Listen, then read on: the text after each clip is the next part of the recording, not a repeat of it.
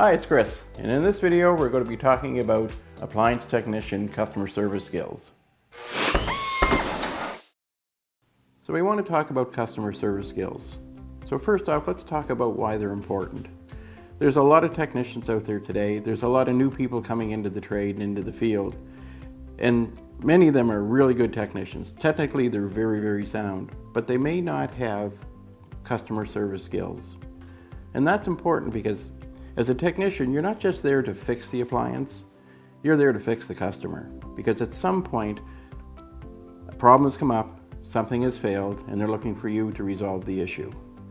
Sometimes you have to explain to them that it may not necessarily be a problem with the appliance, it may actually be a problem with the user. And that takes a little bit of initiative, and you need to know how to handle those situations. So we're going to talk about some of the points that go towards giving your customers great customer service. So one of the first points in talking about customer service is knowing who your customer is.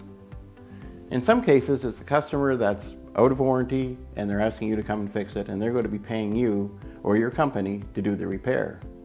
But there's also the other company that you'll be working for, the other customer, which may be an extended warranty. Customer has extended warranty and the work order came from the warranty company, and they're the ones that are actually paying you to do the repair. You may be doing an actual warranty call for a manufacturer, and they're the one that are paying your bill. So they're your customer. You're their representative going to that particular customer, and they're expecting you to resolve the issue with the product. Not only fix it, but to have your customer have confidence in their product again. So you're not just fixing the machine, you're also fixing the customer. And this becomes very, very important because you as a technician working for yourself or for a company, you want that customer to call you back the next time they need service. Especially if their product does go to warranty or they no longer have an extended warranty contract. Who are they going to call? Are they going to call the technician that just fixed it but wouldn't explain it or talk to them? Or are they going to look for the guy who gave them some good information on their product as well as doing the repair? So keep that in mind. So the next thing we want to talk about regarding customer service and giving good customer service is, what's the expectation? What is your customer expecting from you? Ideally, they're expecting it to be fixed the first time. They've waited for you to arrive, and they're desperately hoping that you're going to come and resolve the situation the moment you hit the door. Because they've taken time off from work, they don't want to have to take any more time off, so they want to have the problem fixed, and they want it fixed now. So that's a great concept, but it's a real challenge in being a technician today. There's so many different products out there, so many things that you have to know and learn in order to be able to resolve that. And then you get the parts issue. So how do you deal with all those? So one of the best things you can do, and you'll hear this a lot as we start talking about customer service, is pre-editing your service call. Some technicians just prefer to take their day's work and deal with it when they get to the door. But in my mind, a really good technician is the technician that takes the time, reviews the call, maybe even reaches out to the customer before we even get to the house to say, what's the problem you're having? Just to confirm some details. What's the problem? What's the real problem? Are you the person that uses it? Does it do it all the time? So you've got some information so you can be prepared when you arrive at the door to deal with this situation. So pre-editing to me is really huge, and then you can wind up having that conversation when you get there at the house. So the next topic I want to cover as far as good customer service for an appliance technician is training. And training is more than just the training you get on the product. We all enjoy that training where we get to take stuff apart and figure out how it works, put it back together, and know what we're doing as far as the product goes. But there's a lot of other training that we need as a technician. And to give good customer service, some of it's even the soft skills. And by soft skills, talking about something other than the mechanical of the machine. We're talking about computer skills. More and more we have to rely on technology today in order to do our job well.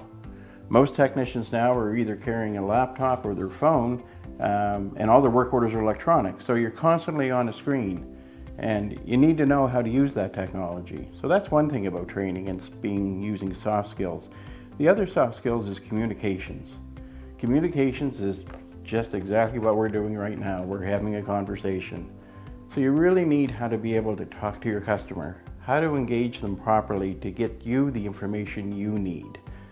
So when you go in to do a call, and I know myself when I was new, First thing I did when I was driving to the call was I was already in my head trying to figure out what was wrong.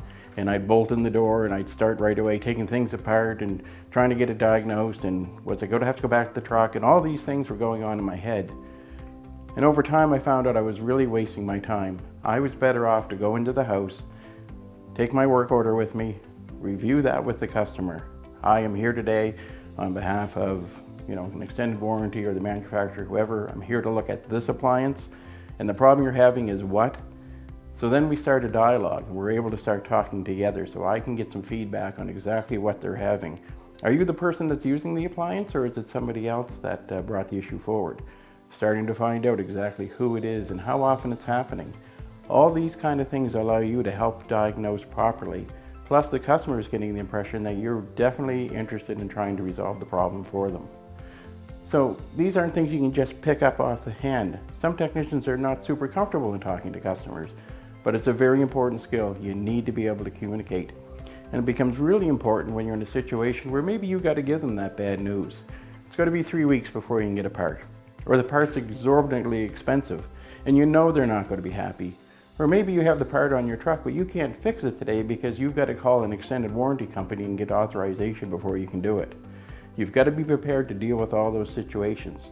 Sometimes you've got a customer who's very, very upset at something that has nothing to do with you or the appliance. They're irritated when you walk in the door. And how do you handle those situations?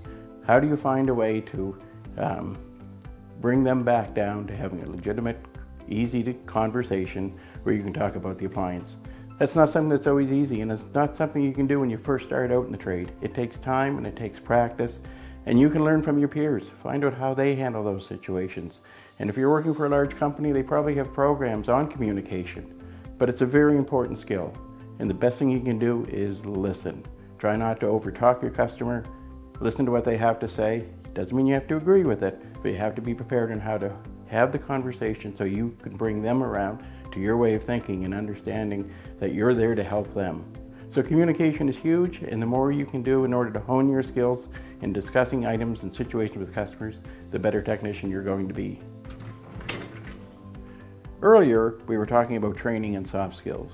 Well, now we want to talk about bravery and customer resolution. So in talking about bravery, it's not about being prepared to get into a fight, but what it is about is having the confidence and being able to share that confidence with your customer, because you're probably going to have to give them some news they don't want to hear. Situations where something's gone wrong, the product's under warranty, but the issue is a result of something that the customer's done or didn't do. And now you're in that situation where you know you're not going to get paid by the manufacturer for whatever it is you've got to write down for what's wrong with the product. Now you've got to help the customer understand why they're going to have to take responsibility for the situation, and they're going to wind up having to pay your bill. Those are not easy conversations to have. In fact, a lot of technicians will shy away from that and will write some other story on the work order in order to try and get a slip-through warranty. And yes, in some cases it'll get put through and nobody will be the wiser. But what that does can be a real problem, because if you didn't resolve the problem and now you have to come back, or another technician has to come back, and they're telling a completely different story, or you're altering the story of what you told because you had to make up that little white lie, it just sends you down a path that makes it really hard to recover, and the customer starts to lose confidence in you, and you're representing typically another company that you may be working for, so now you're starting to erode the customer's confidence in the business. So you have to have that confidence and that strength and that bravery to have those difficult conversations with customers. And if you're telling the truth and you're talking right, then it's a lot easier. Situations where a customer, first thing they ask you, well, what do you think of this product? Is this thing garbage?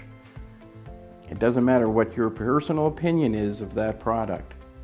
If you're there on the manufacturer's behalf or through an extended warranty program, you need to help reassure the customer that they made a good choice in what they bought.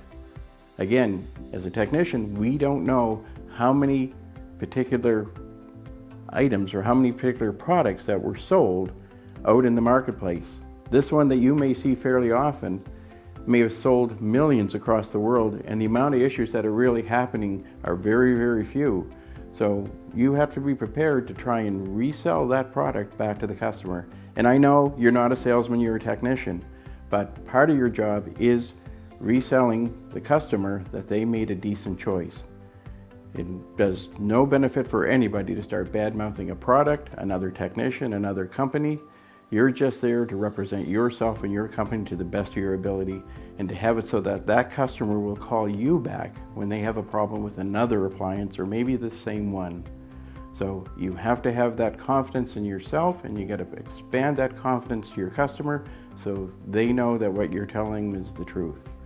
So if there's one thing that you can do, be straightforward, be honest with your customer, and be prepared to have to give them that bad news when the time comes. So the last point I want to talk about as far as good customer service skills for technicians is the reward. And I don't just mean the monetary reward that you get for doing the repair and getting paid by your company or the customer. The reward I'm talking about is when the customer says thank you.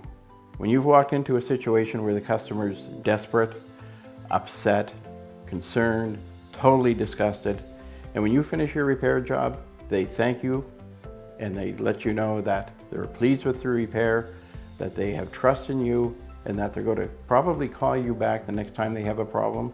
That's the reward. That's the real job satisfaction we get as technicians. Not just the monetary value we see in a paycheck, but that feeling that we did a good repair, we made a customer happy. That in itself is just, for me, was worth more than anything else. Was when that situation was bad, they were totally ticked off with the product or the company, and when you leave, they're saying thank you. We hope we never see you again, but if we do, we're going to call and ask for you. That's the reward. So work on your customer service skills, and anything you can do to improve them. Like I said, talk to your peers, talk to those technicians that get good reviews, that know how to deal with those situations, and you'll find yourself becoming a better tech. Thanks very much for watching. I hope you enjoyed hearing some of our perspectives on what makes good customer service skills for an appliance technician. And if you like this video, don't forget to subscribe. And while you're at it, swing over to Fix.com and check out our blog.